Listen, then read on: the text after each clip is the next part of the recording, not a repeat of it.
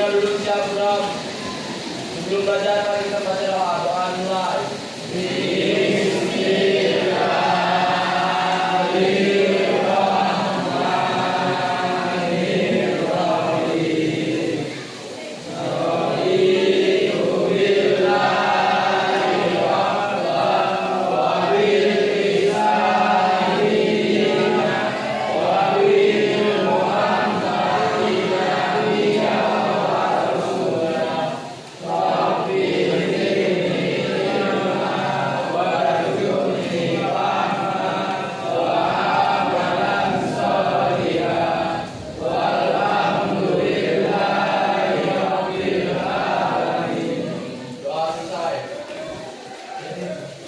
Baik, dengarkan. Untuk hari ini tanggal 2 Oktober 2025, sekretaris siapa?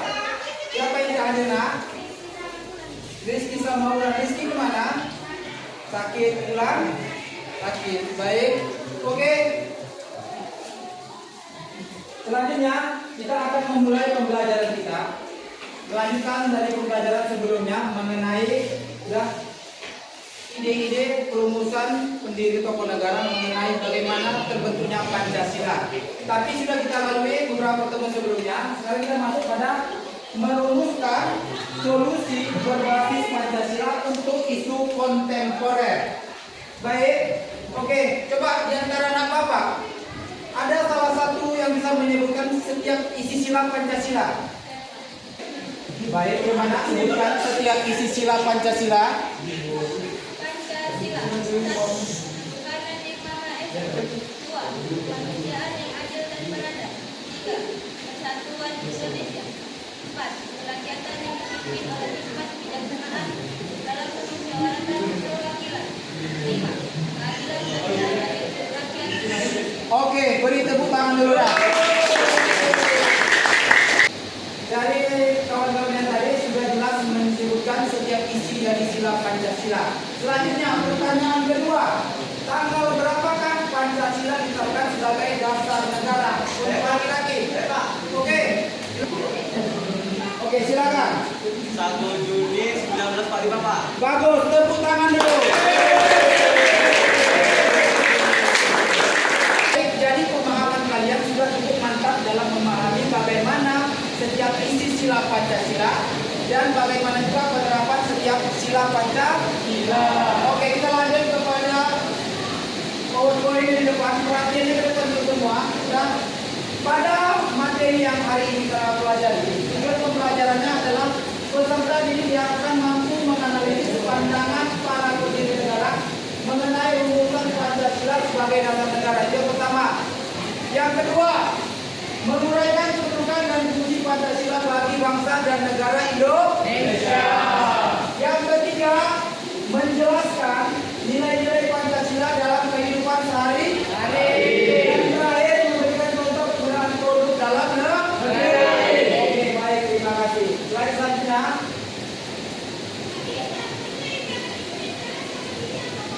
Oke, baik, sedikit materi yang saya sampaikan. Pancasila yang telah diterima dan ditetapkan sebagai dasar negara seperti tercantum dalam pembukaan Undang-Undang Dasar NKRI tahun 1945 adalah jiwa seluruh rakyat Indonesia. Di dalam Pancasila termuat nilai-nilai luhur yang diwujudkan secara nyata dalam kehidupan sehari-hari. Selanjutnya,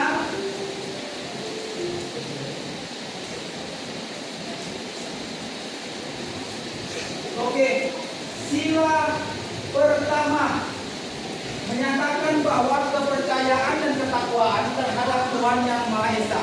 Manusia sebagai makhluk yang paling sempurna harus tunduk dan patuh terhadap perintah dari Tuhan Yang Maha Esa. Oke, yang kedua, manusia Indonesia percaya dan takwa terhadap Tuhan Yang Maha Esa dengan kewajiban menjalankan sholat 5 waktu. Itu adalah contoh yang paling sederhana.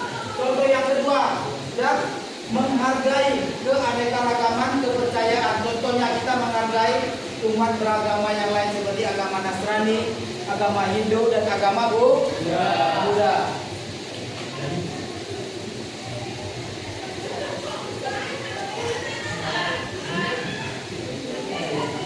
Oke, sila kedua, mengakui dan memperlakukan manusia sesuai dengan harkat dan martabatnya.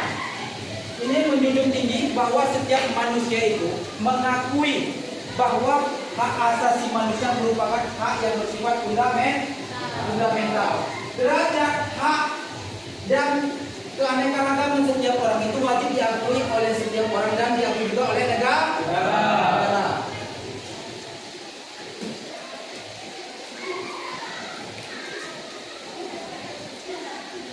Oke, sila ketiga Persatuan Indonesia mampu menempatkan persatuan serta kepentingan keselamatan bangsa dan negara sebagai kepentingan bersama di atas kepentingan pribadi dan golongan. Artinya kita tidak mengutamakan keegoisan kita masing-masing, sudah mengutamakan kepentingan orang lain, kepentingan orang banyak di atas kepentingan individu. Yang kedua, sanggup dan rela berkorban untuk kepentingan negara dan bangsa apabila diperlukan. Oke, selanjutnya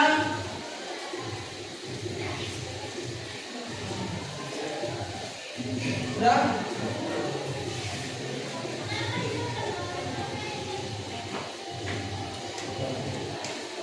Oke, selanjutnya sila keempat.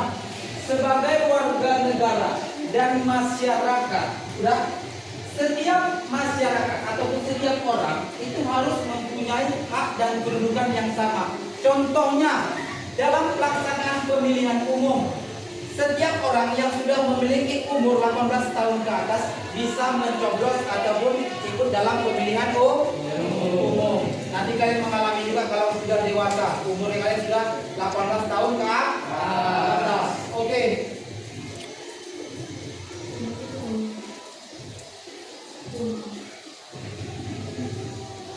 Yang terakhir, dalam nilai sila kelima, mengembangkan perbuatan yang luhur yang mencerminkan sikap dan suasana kegotong royongan.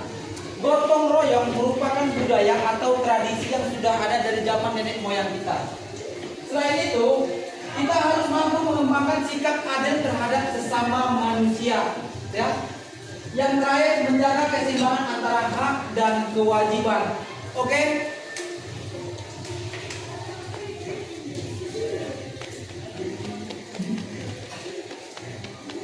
Sudah, jadi Pancasila memiliki peran yang penting dalam menghadapi isu-isu kontemporer saat ini yang ada di Indonesia. Sudah, karena Pancasila berfungsi sebagai dasar negara, panduan moral bagi masyarakat dan berbangsa dan juga bernegara. Adapun peran yang utama dalam Pancasila untuk menangani isu-isu kontemporer saat ini ialah yang pertama, pemersatu dalam kehidupan berbangsa dan bernegara. Dan kita tahu bahwa Indonesia ini adalah negara yang majemuk, beraneka ragam, terdiri dari berbagai macam suku bangsa, budaya dan adat istiadat. Selain itu, kita harus dapat menjunjung tinggi setiap perbedaan yang ada di setiap masyarakat tanpa terkecuali. Yang terakhir, asas prinsip Bhinneka Tunggal Ika itu harus kita junjung tinggikan karena sesuai dengan semboyan negara kita. Bhinneka Tunggal Ika itu apa artinya? Walaupun berbeda-beda tetapi tetap satu. Oke, itu yang pertama ya. Yang kedua, landasan etika politik dan hukum kini Pancasila dijadikan sebagai pedoman dalam penyusun kebijakan hukum yang adil. Kita tahu bahwa negara kita ini adalah negara yang sedang berkembang. Sudah banyak isu-isu yang berkembang saat ini. Sudah, contohnya banyaknya di negara kita ini para pejabat-pejabat yang menyalahgunakan kekuasaan. Sudah, penyalahgunaan kekuasaan seperti apa? Seperti yang terjadi kemarin tanggal 25 Agustus 2025. Apa peristiwa yang terjadi di sana? Coba, yang bisa menjawab angkat tangannya. Peristiwa yang terjadi tanggal 25 Agustus 2025. Ada yang ingat? Iya, coba beri Pak. Oke, berikan tepuk tangannya.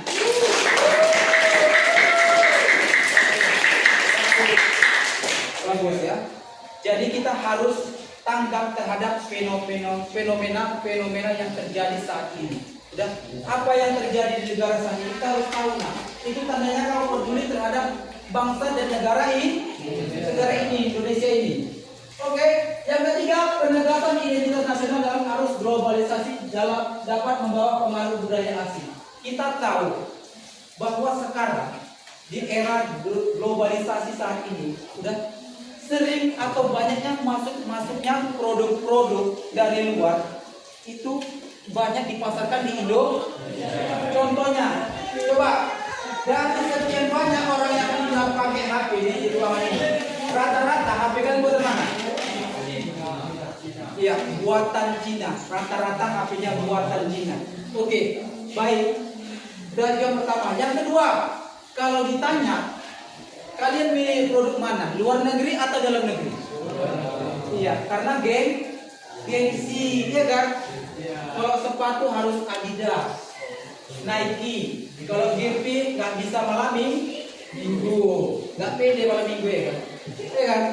Pede kalau ekspor GP malam minggu. Kalau Adidas ganteng ya kan? Oke, jadi bagaimana nak rasa cinta kita terhadap tanah air ini? Kita harus dapat mempertahankan dan mencintai produk yang ada di Indonesia ini yang dihasilkan oleh bangsa Indonesia. Contohnya seperti apa? Kita harus rajin-rajin membudayakan produk-produk Indonesia yang kita pakai sendiri. Contohnya, kita jangan malu kalau memakai pakaian-pakaian yang kita beli dari buatan Indonesia. Yang kedua, kita jangan malu kalau kita punya banyak keragaman budaya di Indonesia. Bangsa yang kaya adalah bangsa yang mengakui keragaman budayanya dan keragaman masyarakatnya. Oke, sampai di sini ada pertanyaan? Ada pertanyaan? Oke, baik. Karena materi untuk PowerPoint-nya sudah saya sampaikan, kita sebentar melakukan ice breaking. Oke, baik. Ice breaking ya. Oke. Oke, masing-masing boleh berdiri di tempat duduknya. Silakan berdiri nak. Mari sama-sama kita lakukan ice breaking dari video yang ada beberapa gerakan nanti di depannya. Kalian ikuti gerakannya, paham? Oke, baik, kita mulai. Oke, di depan sudah nampak ya. Are you ready? Oke, baik. Oke, semangat. Ayo.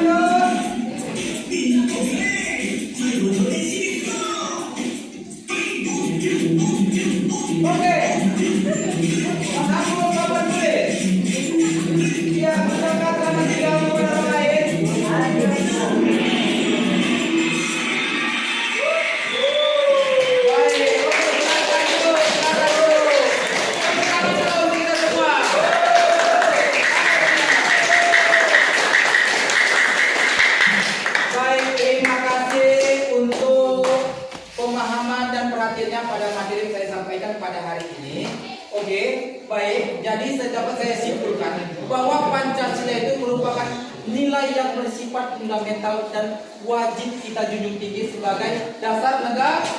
Dasar negara. Jadi dapat kita tarik kesimpulan yang kedua, kita harus bangga sebagai bangsa yang memiliki kekayaan budaya, agama, adat istiadat dan keanekaragaman lainnya sebagai bangsa yang beraneka ragam. Dan kita juga menjunjung tinggi yang namanya semboyan Bhinneka Tunggal Ika. Ada lagi satu lagi ikatan antar Sumpah Pemuda, apa namanya?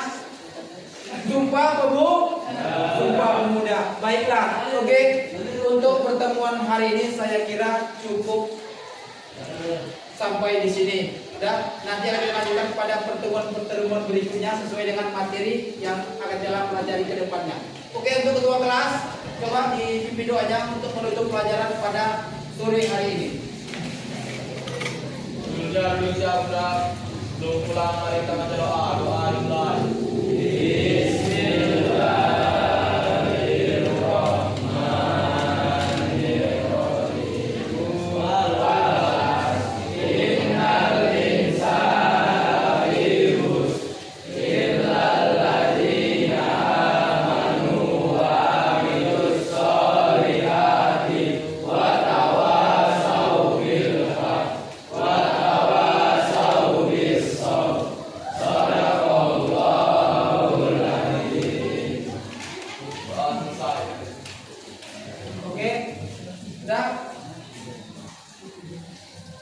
Oke, selamat sore. Kita tutup materi kita pada hari ini dan sampai jumpa minggu depan. Bye.